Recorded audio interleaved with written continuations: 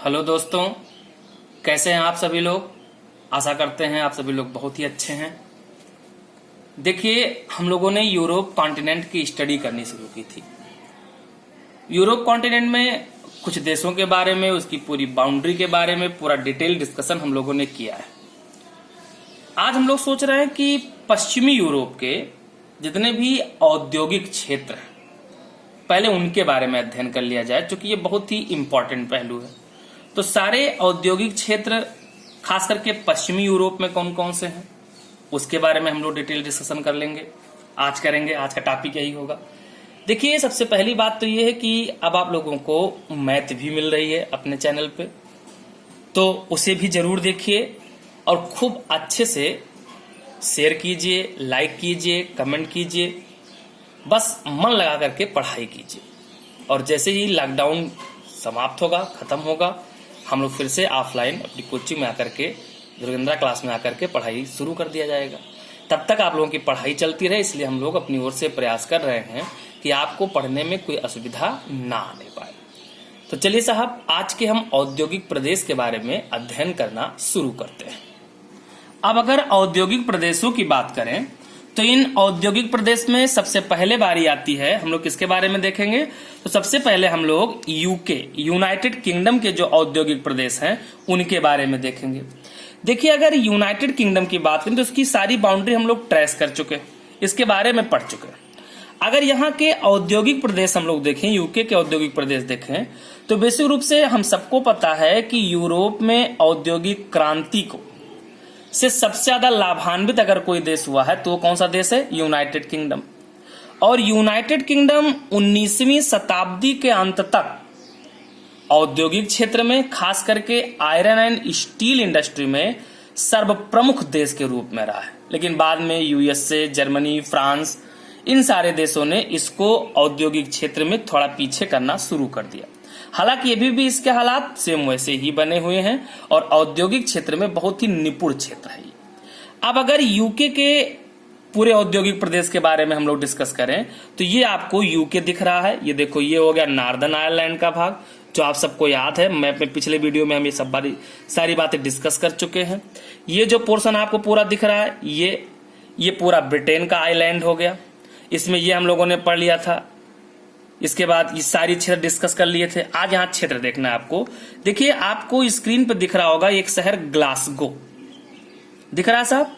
उसके बाद आपको दिख रहा होगा न्यू कासिल, फिर आपको दिख रहा होगा मिडल्सबरो, फिर आपको दिख रहा होगा लीड्स, फिर आपको दिख रहा होगा साफील्ड, आपको दिख रहा होगा बर्मिंघम, आपको दिख रहा होगा लानेल, आपको दिख रहा होगा स्वांसी और आपको दिख रहा होगा कार्डिफ। ये यूनाइटेड किंगडम के वह क्षेत्र हैं जो आयरन एंड स्टील इंडस्ट्री के प्रमुख केंद्र माने जाते हैं, सबसे इंपॉर्टेंट एरिया मानी जाती है। तो देखिए, ये जो पूरा आपको यूके दिखा, इसको बेसिक रूप से पूरे इसके लौह इस्पात, इसके पूरे लौह इस्पात केंद्र को निम्नलिखित भागों में विभाजित करके डिस्कस किया जाता है ताकि आसानी से समझ में आए। इसमें से पहला पार्ट इसका बनता है जिसे कहते हैं दक्षिणी वेल्स प्रदेश। पहला भाग कौन सा बनता है, तो पहला भाग बनता है दक्षिणी वेल्स प्रदेश। अगर हम लोग दक्षिणी वेल्स प्रदेश की बात करें, मैप में अगर जाकर के हम लोग दक्षिणी वेल्स प्रदेश के बारे में देखें तो ये जो पूरा पोर्शन है, ये दक्षिणी वेल्स प्रदेश का भाग आएगा। ये पूरा, ये दक्षिणी वेल्स प्रदेश का है। और दक्षिणी वेल्स प्रदेश का जो ये भाग है, ये आज भी यूनाइटेड किंगडम में आयरन एंड स्टील प्रोडक्शन में पहला स्थान रखता है। तो ये जो दक्षिणी वेल्स प्रदेश है, ये ब्रिटेन का महत्वपूर्ण लौह इस्पात उत्पादक क्षेत्र है। याद रखिएगा, किसकी बात कर रहे हैं, दक्षिणी वेल्स प्रदेश का। तो ये लौह इस्पात उत्पादक क्षेत्र है, सबसे महत्वपूर्ण है। यहां उत्तम जाति का लौह अयस्क कहां से मिलता है, तो पार्ट्रीज फील्ड की खानों से मिल जाता है। जबकि कोयला आयात किया जाता है, इंपोर्ट किया जाता है। बंदरगाह से निकटता होने के कारण कच्चे माल का आयात और निर्मित माल का निर्यात सुगमता से होता है। अब देखिए, यही क्षेत्र है ये। तो इस क्षेत्र में क्योंकि ये आयरिश सागर के किनारे स्थित क्षेत्र है, तो यहाँ पर जल परिवहन की सुविधा बहुत आसानी से उपलब्ध है। और जल परिवहन की सुविधा आसानी से उपलब्ध होने के कारण इसमें आयात और निर्यात जल परिवहन से आसानी से हो जाता है।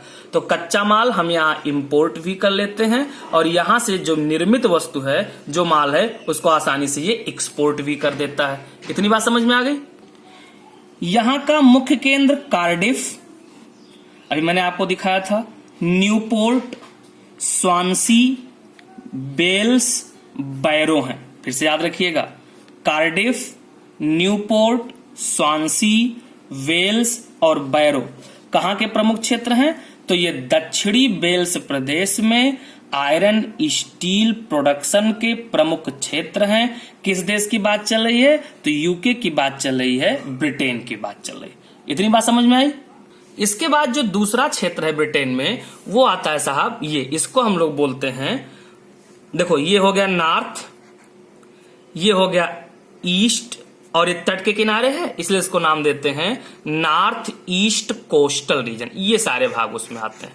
नॉर्थ ईस्ट कोस्टल रीजन को हम लोग हिंदी में बोलेंगे उत्तर पूर्वी तटीय प्रदेश। तो अब इसकी क्या विशेषता है, इसके बारे में हम लोग अध्ययन करते हैं। तो इसमें जो उत्तर पूर्वी तटीय प्रदेश है, देखिए दक्षिणी वेल्स के बाद इसका दूसरा स्थान आता है।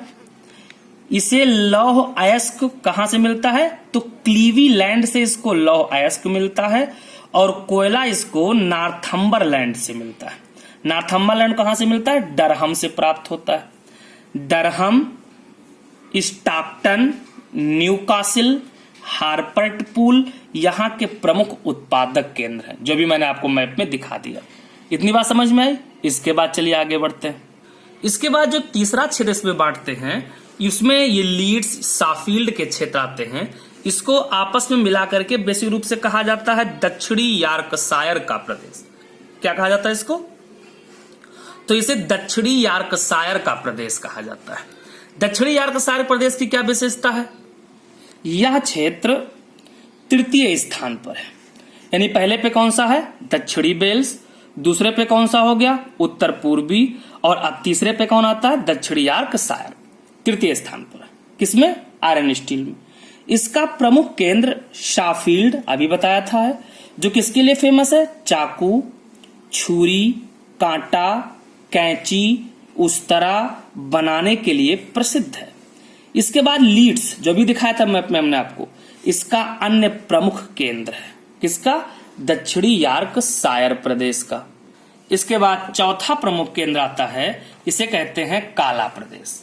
इसका प्रमुख केंद्र उत्तरी नॉर्विकशायर और स्टैफर्डशायर है। याद रखिएगा। अब देखो ग्लासगो, अभी हमने मैप में देखा था, ग्रेट ब्रिटेन का प्रमुख लौह उद्योग केंद्र है। इतनी बातें समझ में आई। अब देखो इसके बाद अगर हम लोग देखें तो ये यूके के खास औद्योगिक क्षेत्र हो गए। देखिए अभी बोर्ड पे सारी चीजें इसको डिटेल में बनाकर दिखाना चाहिए हमको, लेकिन अभी गांव में होने के कारण हमारे पास बोर्ड की व्यवस्था है नहीं। हालांकि तब तक आप लोग पढ़ाई को जारी रखिए और कमेंट करके जरूर बताइए कि आपको चीजें कितनी समझ में आ रही हैं, कितना आपको लाभ इससे मिल रहा है। दूसरी खास बात यह है कि आप लोग जब वीडियो देखें तो उसे लाइक कर दिया कीजिए। इससे क्या होता है, थोड़ा एक विल पावर आता है, एक इच्छा शक्ति हमारी बढ़ती है कि नहीं मुझे और अच्छे से मेहनत करके आप लोगों को वीडियो देने चाहिए, और अच्छे बनाने चाहिए, और प्रयास करना चाहिए। बस आप लोगों का सहयोग यूं ही बना रहे। आज यहीं तक। बाकी जो यूरोप के औद्योगिक क्षेत्र हैं उनके बारे में हम अगले वीडियो में आपको सारा डिटेल मैटर उपलब्ध कराएंगे। आज यहीं तक। बहुत बहुत धन्यवाद। जय हिंद।